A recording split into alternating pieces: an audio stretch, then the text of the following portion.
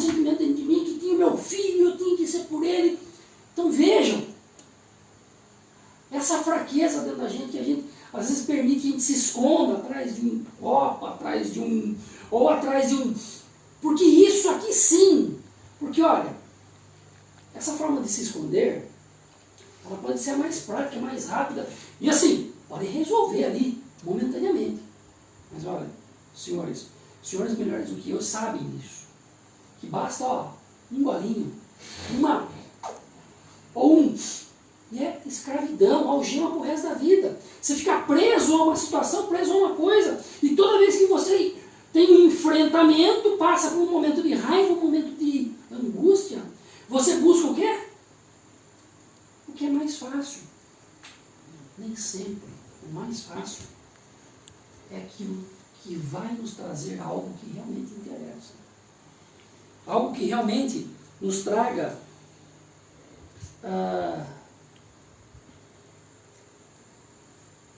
faça sentido na nossa vida. Uma coisa que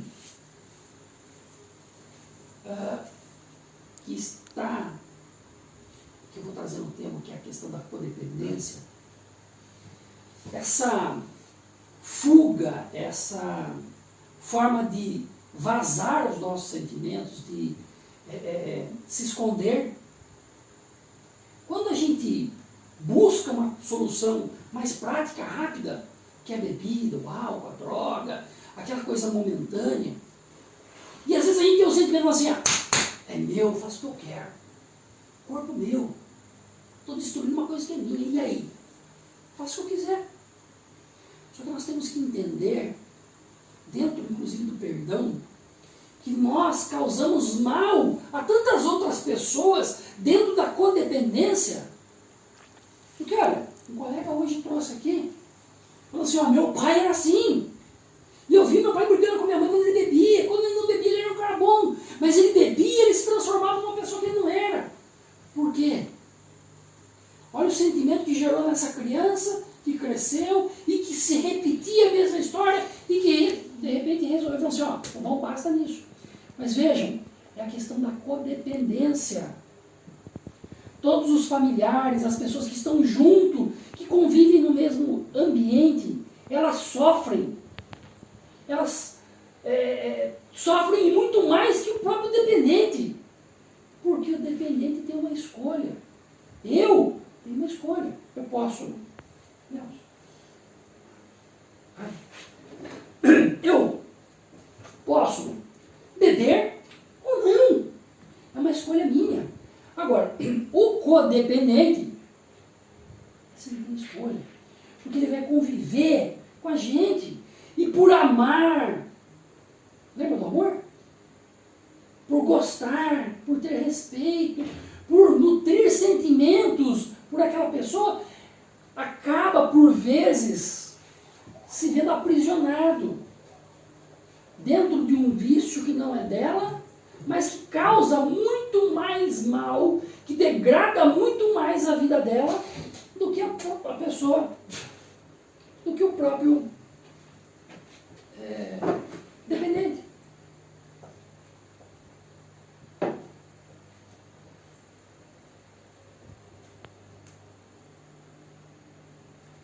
E dentro dessa jornada, nós encontramos duas outras palavras aqui, que é a solidão e a exclusão.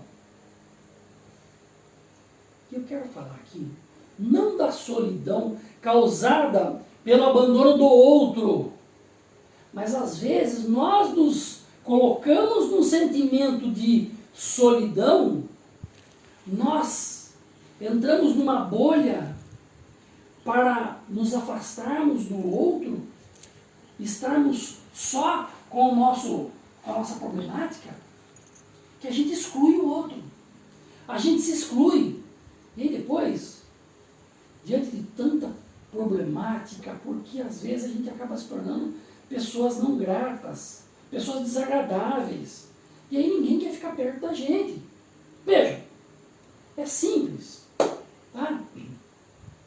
O Renato falou que ele chegou aqui, ele não estava bem, que ele tomava um banho de perfume todo dia, era um vidro de perfume, porque ele não conseguia levantar para tomar banho. Vamos pensar um pouquinho. Vamos imaginar que ele não tivesse perfume. Poxa, quem é que vai ficar do lado de um cara com chulé, fedendo? Ninguém quer. Então vejam, o cheiro aqui, que eu coloquei, não é só o cheiro, não é só o físico, mas quando a gente é uma pessoa desagradável com as outras, ninguém quer ficar perto da gente. E é isso que a gente tem que entender. Não é uma obrigação, não é uma questão de, eu tenho que ser bonzinho para todo mundo. Não, mas eu tenho que fazer o meu melhor para eu ser bem quisto pelas pessoas. Porque senão essa exclusão, esse abandono, essa solidão, ela vai acontecer. As pessoas vão se afastando porque nós causamos sentimentos que nos excluem da vida das outras pessoas. O padre Fábio de Mello, uma vez, ele falou uma coisa que eu fiquei encantado. Quando ele falava da utilidade. E falando da utilidade, ele falou o seguinte, olha, a utilidade é saber que na velhice vai ter alguém cuidando de você. Então eu quero ser útil para as pessoas hoje, para que no final da minha vida, quando eu tiver velhinho de cadeira de rodas, e eu já não for mais útil para ninguém, porque uma coisa é quando a pessoa depende do você. Né? Por exemplo, você tem um emprego que você não gosta, mas você depende do quê? De um contra-cheque no final do mês. Você quer receber, então você depende daquilo. Agora, ficar numa coisa que você não gosta, quando você tem muito dinheiro, por exemplo, você não precisa mais trabalhar, né? É diferente. É essa questão da utilidade. A utilidade ela não pode ser um meio onde as pessoas só se aproximam da gente porque elas têm um interesse. Quando a gente é útil para a pessoa, quando a gente traz um sentimento verdadeiro de amor, de carinho pelas pessoas, esse amor retribui e nos traz, mesmo dentro da desutilidade, quando você já não é mais útil para as pessoas, que as pessoas continuem cuidando de você. E o Padre Mello falou uma coisa muito interessante.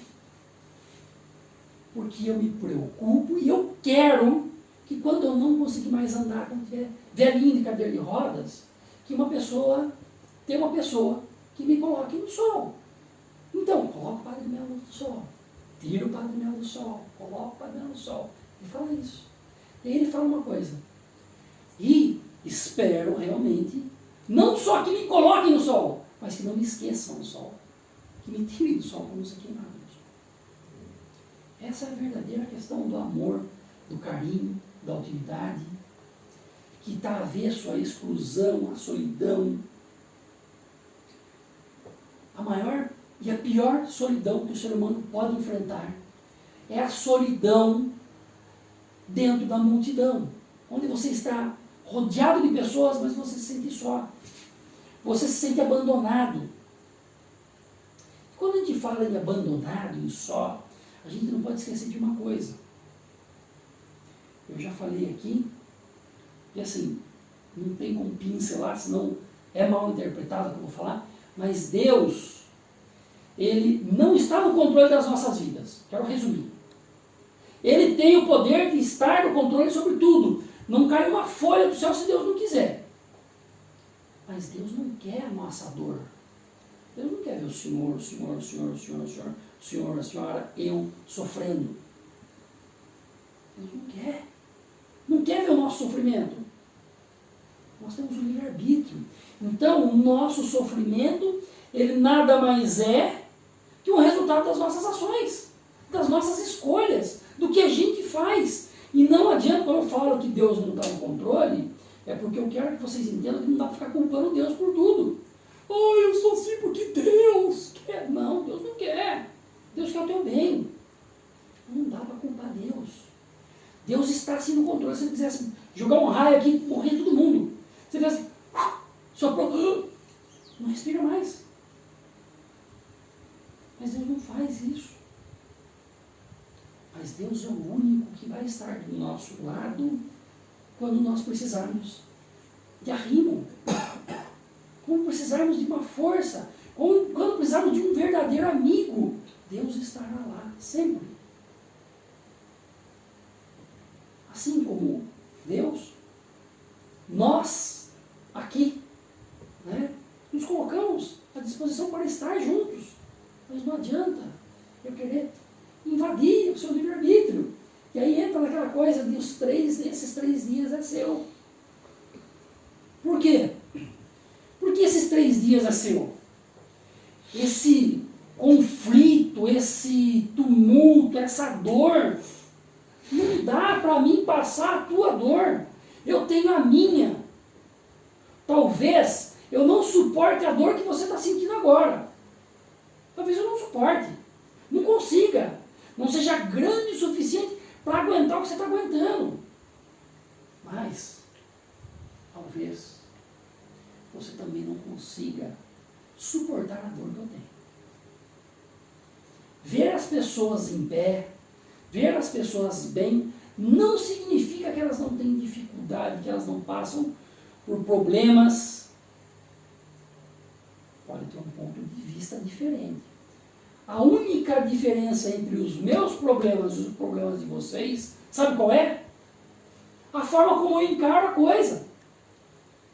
Não dá para ficar que nem naquele desenho da hiena, que a hieninha ela saía de casa, ela abria a porta, o sol estava um sol lindo, ela abria a porta, vinha uma nuvem na cabeça dela. Ela falava assim, ó dia, ó sol, ó céu, ó azar.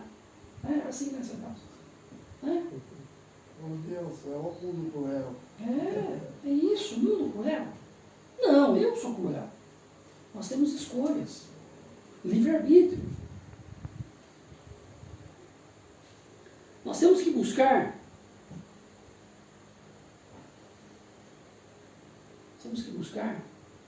O equilíbrio dos sentimentos e o nosso equilíbrio.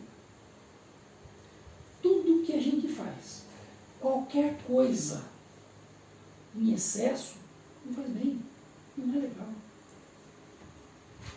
Os meus 3 dias não podem durar a vida inteira. Eu não posso justificar e falar assim, porque eu preciso sofrer para crescer. Não, não precisa, ninguém precisa sofrer para crescer. A gente sofre. É a parte mais dolorosa, mais dolorida. A pior coisa que tem é quando a gente sofre. Porque não adianta eu falar para você, isso é uma tomada, isso dá choque. Todo mundo sabe que isso é uma tomada. Todo mundo sabe que dá choque. Eu preciso colocar a mão lá para tomar um choque, para saber que dá choque? Não preciso. E se eu colocar a mão lá e tomar um choque, vai ser uma vez só. Eu preciso tomar um choque novo. Já entendi, dá choque. Machuca. Então nós temos que entender que se dói, se machuca, se não me faz bem, eu tenho que caminhar. Eu tenho que ter atitudes, eu tenho que escolher. Dentro das nossas escolhas, nós podemos ir para cá, ir para lá, seguir em frente. Edisquim, não interessa para onde vamos, o que vamos fazer, o que realmente nos interessa. E não interessa também se eu tomei o caminho certo ou o caminho errado. Porque às vezes a gente toma um monte de pancada, a gente pega o caminho errado, e o caminho errado tem que servir para o nosso crescimento. Sabe aquela história do cara que está andando e de repente, tropecei na pedra? Né? Assim como lá na parábola do bom samaritano, podia passar do lado, deixar o cara ali, ou podia pegar o cara e ajudar. Né? Cada pedra no meu caminho é uma pedra a mais na construção, na edificação do meu castelo. É isso que eu tenho que fazer. A mesma pedra que derruba é a pedra que edifica. Ela não deixou de ser pedra. Para uns pode ser uma pedra no caminho que topou o dedão e cortou o dedão e machucou e doeu. Para outros é mais uma peça do quebra-cabeça para montar e edificar a minha igreja.